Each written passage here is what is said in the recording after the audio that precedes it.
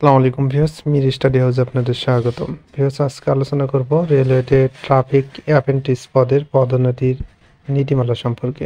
Viewers, আপনারা জানেন যে ট্রাফিক অ্যাপ্রেন্টিস পদে বিশাল এক নিয়োগ বিজ্ঞপ্তি প্রকাশিত হয়েছে। এটি 14তম গ্রেডের একটি পদ। আপনারা অনেকেই জানতে চেয়েছেন যে এই পদ থেকে পদোন্নতি পাওয়া যাবে কিনা।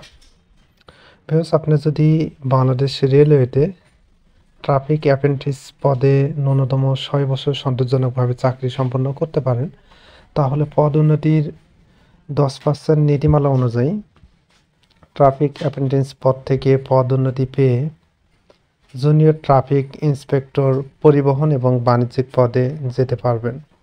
এক্ষেত্রে পদোন্নতির নীতিমালার ট্রাফিক অ্যাপ্রেন্টিস পদে আপনাকে ন্যূনতম 6 বছর চাকরি করতে হবে এবং এই পদ থেকে শতকরা 10% পদোন্নতি পাবে। পদোন্নতি পেয়ে জুনিয়র ট্রাফিক ইন্সপেক্টর পরিবহন এবং বাণিজ্যিক পদে যেতে পারবে। এখন আপনি জুনিয়র ট্রাফিক ইন্সপেক্টর পরিবহন এবং বাণিজ্যিক পদ থেকে আর কোন পদে যেতে পারবেন এই বিষয় নিয়ে আপনাদেরকে বলবো।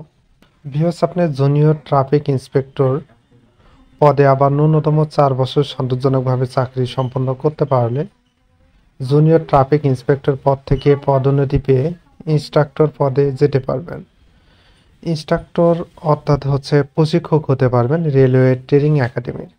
তাহলে আপনি জুনিয়র ট্রাফিক ইন্সপেক্টর পদে আবার 4 বছর সন্তোষজনকভাবে চাকরি করার মাধ্যমে শতভাগ পদোন্নতির মাধ্যমে ইন্সট্রাক্টর রেলওয়ে ট্রেনিং একাডেমিতে যেতে পারবেন।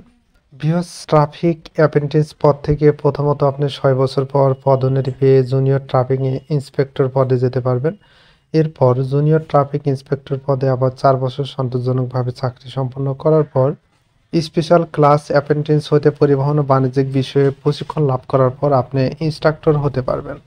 তো ভিউয়ার্স, এই ছিল আজকের মতো। আপনাদের আরও কিছু জানার থাকলে বা অন্য কোনো পদের পদোন্নতির নীতিমালা সম্পর্কে জানতে হলে অবশ্যই কমেন্ট করে জানাবেন। আমি পরবর্তীতে ওই বিষয়ে ভিডিও বানানোর চেষ্টা করব। ফার্স্ট টাইম আমার চ্যানেলে হয়ে থাকলে চ্যানেলটি সাবস্ক্রাইব করে পাশে থাকবেন। অলরেডি যারা সাবস্ক্রাইব করেছেন তাদেরকে অসংখ্য ধন্যবাদ।